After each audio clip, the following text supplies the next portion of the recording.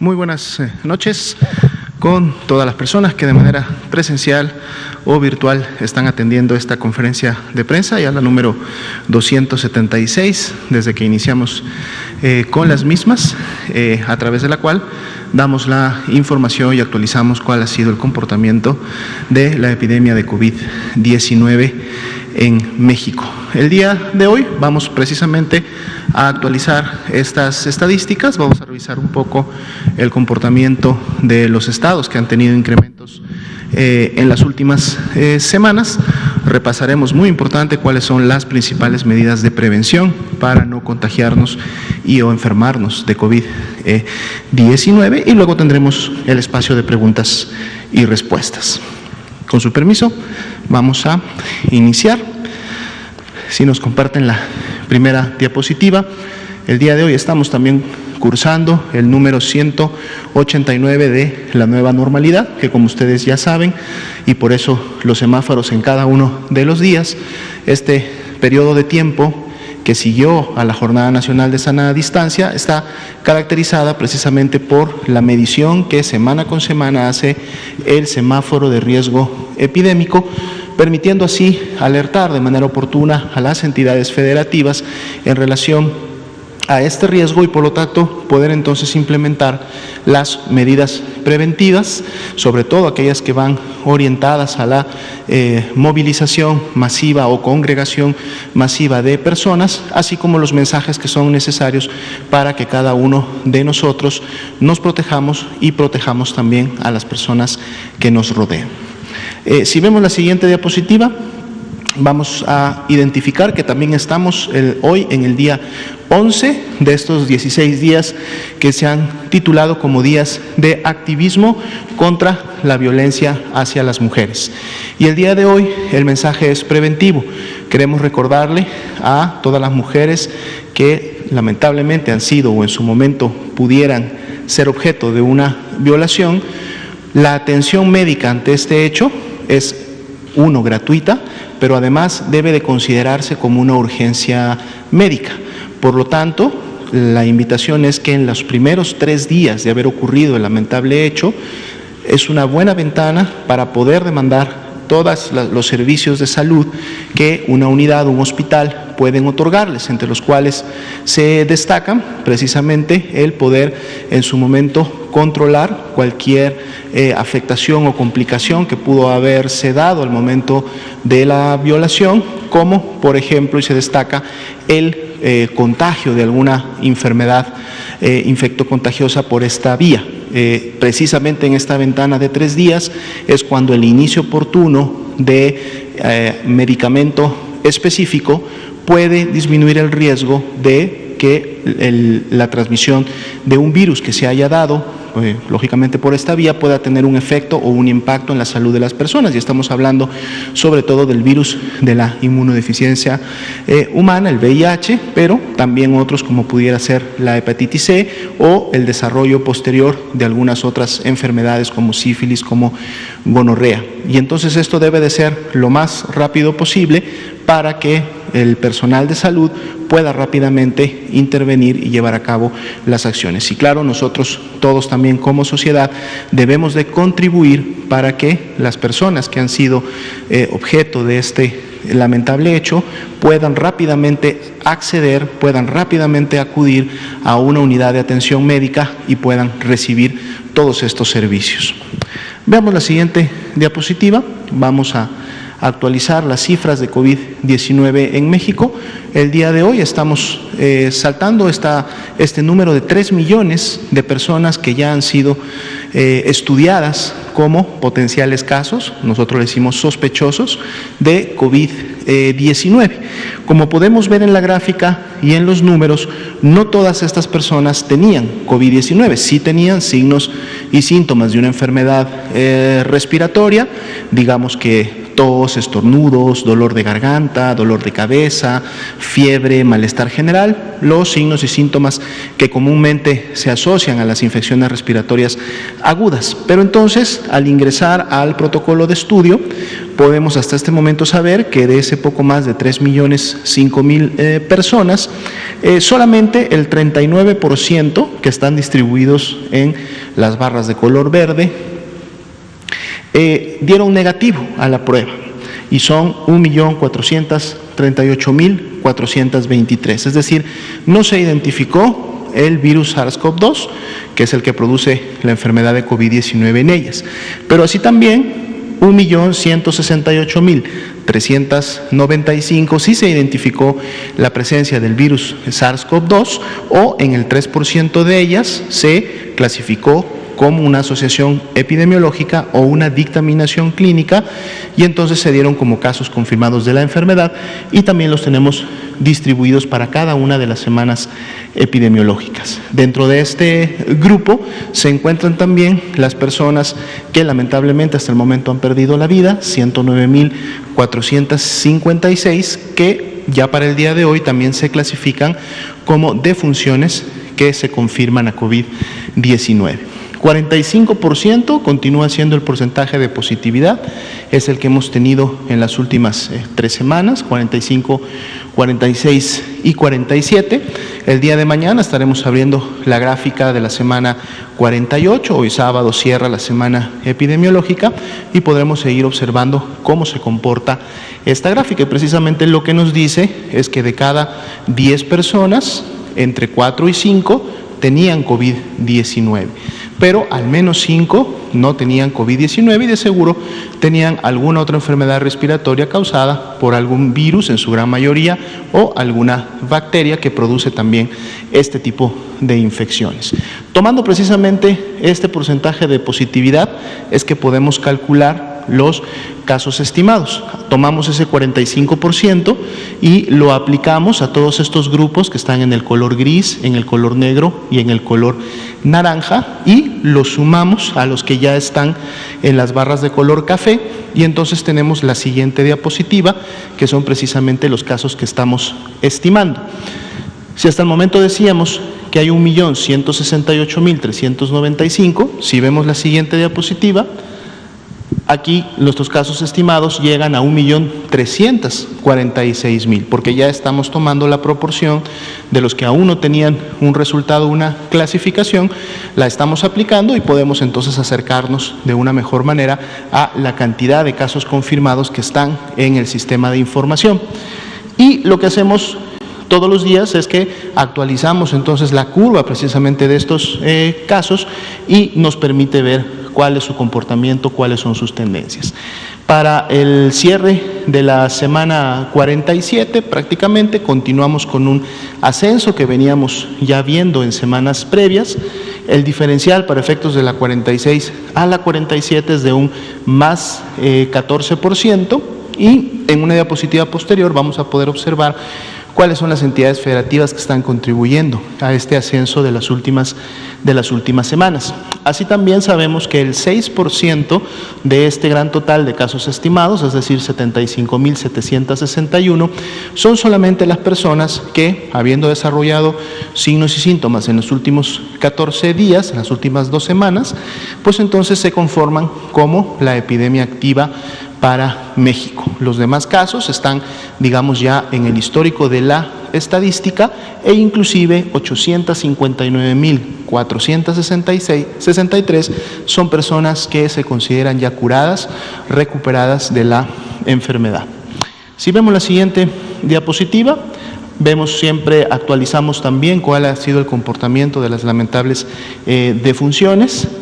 Estamos cerrando la semana 47 para que, en comparación a la 46, un ligero incremento de más 2%, más sin embargo siempre hemos estado destacando que prácticamente ya durante el último mes se ha tenido una estabilización de este comportamiento, previo a que el mes anterior habíamos sí tenido un incremento de aquel mínimo que habíamos logrado en la semana 41. Ahora, aún así, para la semana 47, y en comparación con la semana 28, que fue en la que tuvimos la mayor cantidad de estas lamentables defunciones, la reducción observada cuando comparamos estas 2 semanas continúa siendo de un menos 41%, ¿no? Y esto lógicamente disminuye tanto la mortalidad como la letalidad de lo que está ocurriendo en las últimas semanas en relación a la evolución y desarrollo final de COVID-19. Veamos la siguiente diapositiva. Ahora tenemos nuestra ocupación y disponibilidad hospitalaria en el gráfico que utilizamos de barras para poder observar aquellas que tienen la mayor ocupación, pero también aquellas que tienen la mayor disponibilidad. El 25% de las entidades federativas, es decir, 8, están al menos con la mitad de sus camas o más ocupadas, y las podemos identificar rápidamente: Baja California, Coahuila, Nuevo León, Hidalgo, el Estado de México, Guanajuato, y destacan 2, Durango y Ciudad de México, que tendrían inclusive esta ocupación por encima del 70%.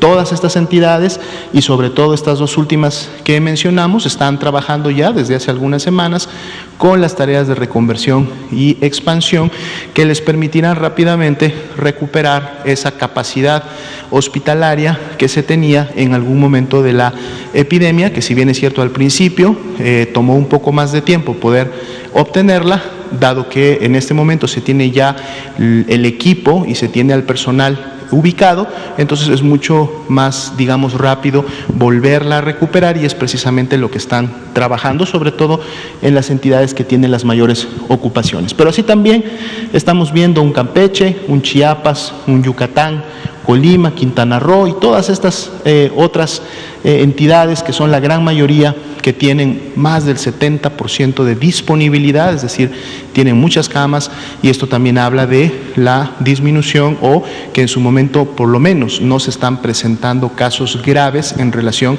a la transmisión y la epidemia de COVID en sus entidades. Esto lógicamente para camas generales, y en la siguiente diapositiva tenemos las camas específicas que son con ventilador para los pacientes más críticos.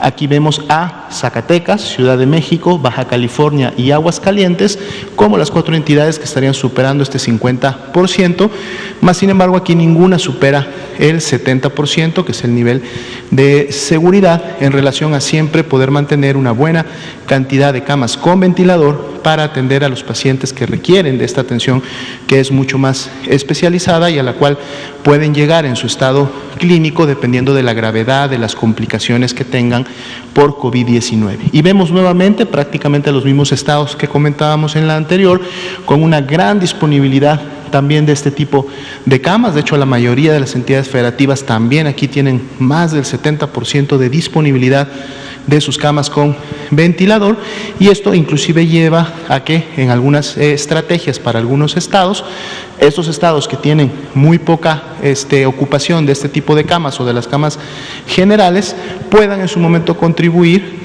aportando recurso tanto de profesionales de salud como recurso en su momento de equipamiento, para que la reconversión y la expansión en otras unidades o en otros estados que sí tienen una alta ocupación, pues pueda ser mucho más rápida.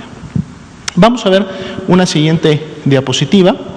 Comentábamos al principio que hemos estado observando en las últimas semanas cómo nuestra curva de casos estimados se ha estado incrementando. Veíamos inclusive el incremento que sucedía entre las 2 últimas semanas, y aquí tenemos graficadas precisamente las 7 entidades en el país que están contribuyendo a este incremento, no solamente a nivel nacional, sino también o directamente a incrementos observados en sus entidades federativas. En la parte superior podemos destacar a la Ciudad de México y a Querétaro con tasas que van de alrededor de 110 por 100,000 habitantes. Vemos en el caso de la Ciudad de México un descenso que ocurre entre la semana 46 y 47, que es precisamente el punto donde se encuentra con el estado de Querétaro, quien más bien ha tenido un ascenso importante que parte en la semana 39 40 y que hasta el momento mantiene esa tendencia descendente, es decir, no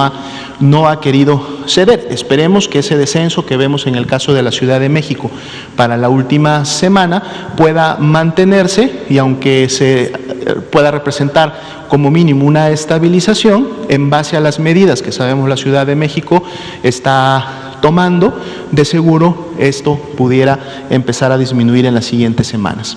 Más o menos con una tasa alrededor del 90 están Aguascalientes y están Zacatecas, quienes han tenido un comportamiento similar, digamos, al de Querétaro, varias semanas ya en ascenso, desde la semana 38 y 39.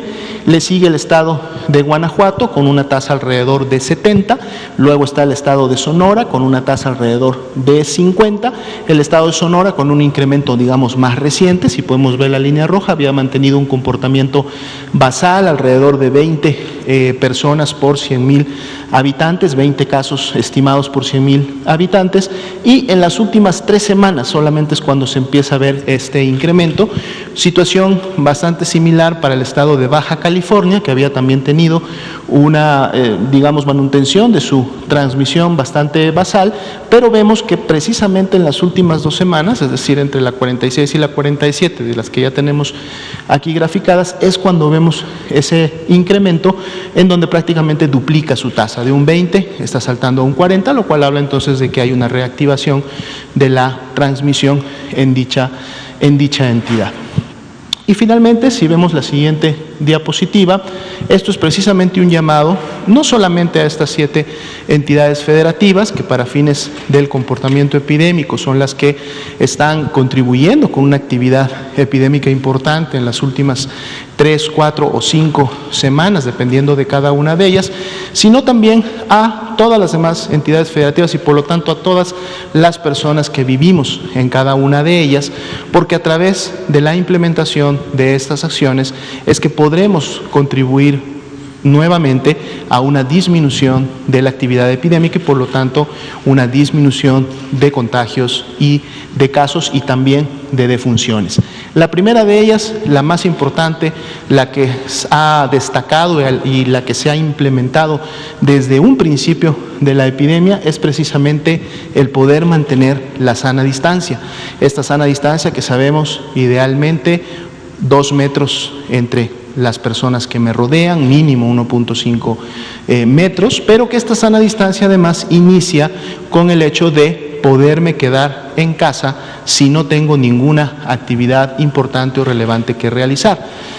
Quedarme en casa, aprovechar sobre todo fines de semana, si soy una persona que estoy desarrollando alguna actividad laboral esencial y por lo tanto tengo que presentarme a laborar o tengo que seguir a laborar, aprovechemos los fines de semana para las personas que no laboran sábados y domingos en mantenerse en casa, abstenerse de realizar actividades sociales o de gran congregación, porque esta es una de las principales medidas. ¿Cuándo sí debo de salir de casa y porque es una actividad importante y esencial? Cuando tengo signos y síntomas de enfermedad y pertenezco a un grupo de riesgo y por lo tanto en las siguientes horas puedo evolucionar a la complicación. Debo de salir de casa porque debo de ir a demandar atención médica lo más oportuna posible. Esta es otra de las razones. Otra razón pudiera ser porque tengo que ir a abastecer a la casa de los alimentos que lógicamente se van a consumir durante los siguientes días. Organicémonos como familia para que preferentemente sea solamente una persona la que realice esta actividad. Seleccionemos a una persona que también preferentemente no pertenezca a ningún grupo de riesgo, por lo tanto se disminuya el riesgo de que si se contagia y se enferma pueda en un momento determinado agravarse. Y veamos por nuestros familiares y por nuestras amistades si no tienen esta capacidad o este tipo de personas en su entorno familiar. Ayudemos, los que no están en un grupo de riesgo, ayudémosla a que puedan llevar a cabo sus actividades para que los que sí están en un grupo de riesgo puedan mantenerse resguardados en su domicilio y salgan lo menos posible. Lava tus manos frecuentemente, sobre todo si tengo que salir a realizar algunas de estas actividades esenciales que acabamos de mencionar. lavado frecuente de manos varias veces al día. Eso también va a contribuir a poder en su momento introducir o llevar el virus a mis vías respiratorias. Ventila tu casa y lugar de trabajo. Mientras menos concentración pudiera existir de virus que una persona enferma pudiera haber tosido, estornudado o en su momento al hablar expulsado, entonces vamos también o podemos disminuir el riesgo de una transmisión. Y finalmente, muy importante, usa tu cubreboca correctamente, también sobre todo cuando tenemos que salir al espacio público, sobre todo si este espacio público es de congregación, concentración o en su momento no permite guardar o mantener la sana distancia, y lógicamente el uso del cubreboca en personas que tienen signos y síntomas de enfermedad, independientemente que estén en casa o que hayan salido a demandar atención médica, también la importancia de utilizar el cubreboca para disminuir la posibilidad de expulsar y transmitir el virus. Si nosotros ponemos en práctica todas estas recomendaciones y lo hacemos tanto en lo individual, y si en lo individual lo hacemos de manera colectiva, de seguro nuevamente podremos empezar a disminuir la actividad epidémica y volver nuevamente a controles que tuvimos y vimos en semanas previas. Bien, vamos entonces a dar el espacio para, si lo desean, hacer y responder algunas preguntas. Por favor, adelante.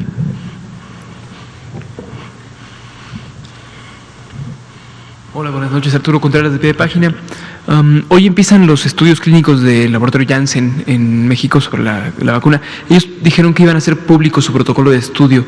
No sé esto qué signifique, si esto le ayude a dar certeza a las personas que vayan a participar en el estudio o si ayude a otros científicos a replicar resultados. ¿Qué implicación tiene esto de que estén haciendo público su protocolo de estudio? Y en otras noticias, el CDC cambió también sus especificaciones para las personas sospechosas de COVID, ¿no? Dicen que en caso de haber estado con una persona en contacto cercano y no presentar síntomas, recomiendan enclaustrarse o cuidarse o quedarse en casa solo por 7 días y no por 14 como era antes. Entonces no sé si esta recomendación pueda tener como algún eco en otras ciudades como México o si las recomendaciones sanitarias permanecen como se han establecido. Claro, con mucho gusto. En relación a la primera pregunta, efectivamente Janssen empezará a realizar sus ensayos de fase 3. La importancia de poder conocer los protocolos precisamente radica en el hecho de que se puede tener toda la información de cómo estos se van a implementar. Para efectos de un ensayo, el protocolo como tal todavía no se refiere a características, digamos, específicas de la vacuna en el sentido de su inmunogenicidad, en materia de seguridad, en materia de la calidad que pueda tener. Esto lógicamente más bien es parte o resultado del ensayo.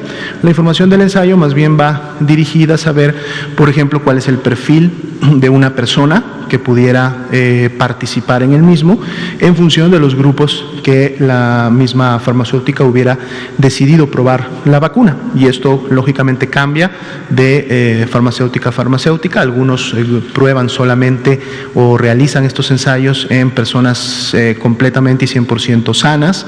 Algunos los hacen en sanos y solamente en adultos. Otros incluyen o piensan incluir algunos grupos de menores de edad o en su momento más adelante y cuando se confirme con mayor información la seguridad de la vacuna, poder también incluir grupos de riesgo. Sin embargo, pues precisamente la información que podría en su momento ya dar a conocer Janssen de manera pública, de seguro integrará toda esta información, así como el proceso de seguro de selección a través del cual una persona pudiera ingresar a este tipo de protocolos. Esto lógicamente se deja en el ámbito científico y se deja en las unidades o áreas que la empresa selecciona. Para esto, lógicamente, todo pasó ya por una revisión de la COFEPRIS, quien primero, a través de una revisión de lo presentado, valida que los protocolos de los ensayos estén acordes a los diferentes principios éticos, principios de seguridad, y que por lo tanto las personas que vayan a participar de los mismos pues lo hagan con plena seguridad y sabiendo que el protocolo tiene estos estándares que se están normalmente utilizando. Ya luego vendrá lógicamente las cartas de consentimiento, las aceptaciones directas, que cada una de las personas que pueden o quieran participar lo harán directamente con la empresa. Pero eso sería básicamente la información que se esperaría que pudiera publicar Janssen. En el caso de CDC, efectivamente disminuyeron a 7 días. De la información que hemos revisado, de hecho, es una disminución que va un poco enfocada a los protocolos que ellos tenían implementados para viajeros internacionales. Recordemos que Estados Unidos sí tenían protocolos en donde si una persona venía del exterior, y prácticamente de la gran mayoría de los países, dado que todos están en un nivel epidémico importante, entonces la persona tenía que estar resguardada, aislada durante 14 días. Entonces, un poco para también favorecer a esta actividad o acotar el tiempo para que una persona pueda ya integrarse a las actividades para las cuales fue al país, y en base a publicaciones que han estado saliendo también recientemente en relación a cuál sería el periodo más alto de contagiosidad, que precisamente lo ubica en esta ventana de 7 días, es que consideramos que de seguro el CDC tomó esta decisión. Dado que tiene un enfoque que va precisamente más dirigido al tema de viajeros internacionales, estamos nosotros haciendo la evaluación correspondiente y revisando la bibliografía que se han publicado en relación a estudios precisamente de los periodos de contagiosidad, para ver si esta pudiera ser una medida que en su momento se pudiera aplicar. Lógicamente, aquí también juegan un papel importante las nuevas pruebas diagnósticas que pueden dar resultados en menor tiempo, pero así también el hecho de conocer que finalmente un abordaje de las personas debe de ser sindromático y que por lo tanto, independientemente de un resultado o no, es decir, basta la sospecha de que la persona pueda tener COVID-19, entonces entran este tipo de recomendaciones. Mientras las recomendaciones estén dando el resultado esperado, es posible que todavía no se disminuyan. Nosotros, como hemos visto en nuestras gráficas, pues tenemos todavía al menos 8 entidades y algunas más que están en meseta, una actividad todavía epidémica importante. Por lo tanto, la recomendación del autorresguardo domiciliario cuando tengo signos y síntomas todavía continúa vigente para efectos de esos periodos, siempre recordando, y esto es muy importante, como lo dijimos hace un momento, que los que pertenecen a grupos de riesgo sí deben de acudir rápidamente a una consulta médica, porque, como su nombre lo dice, el estar en un grupo de riesgo significa que la enfermedad puede evolucionar rápidamente y puede producir complicaciones que, si se hubiera demandado atención médica en las primeras 48 horas, en los primeros 2 días, de seguro muchas intervenciones terapéuticas inmediatas pudieran haberse tomado para evitar las mismas, o al menos pudiera haberse otorgado una hospitalización lo más oportuna posible, ¿no? Entonces el mensaje va de la mano. El resguardo domiciliario sí, cuando tengo signos y síntomas. Si soy un caso confirmado de COVID-19, pues mucho más, pero si pertenezco a un grupo de riesgo, ese resguardo domiciliario debe de estar acompañado de la consulta médica, del seguimiento de un profesional de la salud, para que en su momento ese resguardo se tenga que convertir en una hospitalización cuando así el médico diga tenemos signos de alarma o tenemos parámetros biomédicos que en su momento requieren de una observación directa y puntual a través de una unidad hospitalaria. ¿Sí? Por favor.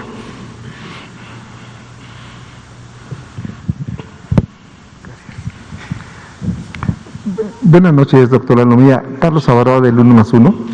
La pregunta es al respecto del acuerdo que hay con la farmacéutica Pfizer, que ya se firmó, en el cual hay una dotación este mes de 250,000 dosis de vacunas aproximadamente. ¿Hay ya determinada o ya se conoce si hay alguna fecha límite para que esas vacunas lleguen al país y empiece su aplicación, naturalmente al sector salud? Con mucho gusto. Fecha límite como tal no, es decir, no hay un límite o una limitancia en función de cuándo las vacunas pudieran llegar. Lo que sí más bien se está procurando es que pues, las vacunas puedan llegar lo antes posible. En función de lo que se ha venido trabajando y la información, la comunicación que se ha mantenido con la empresa, pues y como se ha ya publicado en diferentes eventos del gobierno, tanto en las conferencias mañaneras como también en algunas conferencias vespertinas, hay una alta probabilidad de que estas dosis pudieran llegar antes que termine el mes. De hecho, esa es la razón porque en base a la información que hace algunos días, 7, 8 días aproximadamente, entregó ya a la COFEPRIS en relación a los resultados obtenidos, se continuó trabajando ya el paso final de lo que se presentará el día martes por la mañana, que es precisamente esta Política Nacional de Vacunación para COVID-19. De seguro en esta conferencia podremos tener un poco más la expectativa de alguna temporalidad más exacta en función de todo lo que se ha comentado y que además tendrá que ir de la mano, lógicamente, con la logística que se va a proponer para la distribución y para la aplicación. Y de esto, lógicamente, importante será conocer cuáles serán finalmente estos grupos que deberán poder tener el acceso primario, digamos, en una primera acción a la vacuna de COVID-19. Y recordemos que lógicamente el país como tal no estaría limitado solamente a esta vacuna y a estas 249,000 dosis. La expectativa y la buena noticia es que estas son las primeras que pueden llegar y que pudieran llegar lo antes posible.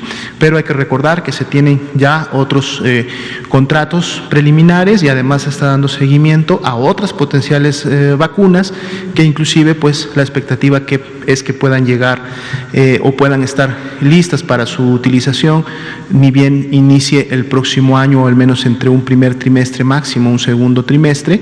Por lo tanto, los grupos podrán continuar su cobertura, podrá seguir avanzándose en la meta más allá de las dosis que hasta el momento se han comentado para la vacuna de Pfizer. ¿Sí? Muy bien. Si hubiera alguna otra pregunta, nos queda un poco de tiempo. Si no, bueno, pues entonces agradecemos a todos. Les recordamos, por favor, a la población, como ustedes pueden ver en las gráficas que presentamos todos los días, en las actualizaciones que estamos realizando, la epidemia para nada se ha terminado en el país. Como ustedes vieron, hay inclusive entidades que están teniendo este incremento importante de su actividad en las últimas semanas. Esto produce, lógicamente, casos, personas que enferman, personas que también pueden agravarse y personas que en su momento podrían fallecer, sobre todo si pertenecen a los grupos de riesgo. Entonces, pongamos en práctica las medidas preventivas que hemos comentado para todos juntos, sociedad y gobierno, poder nuevamente lograr la disminución que sabemos podemos tener de la epidemia de COVID-19 en México. Muchas gracias, nos vemos pronto.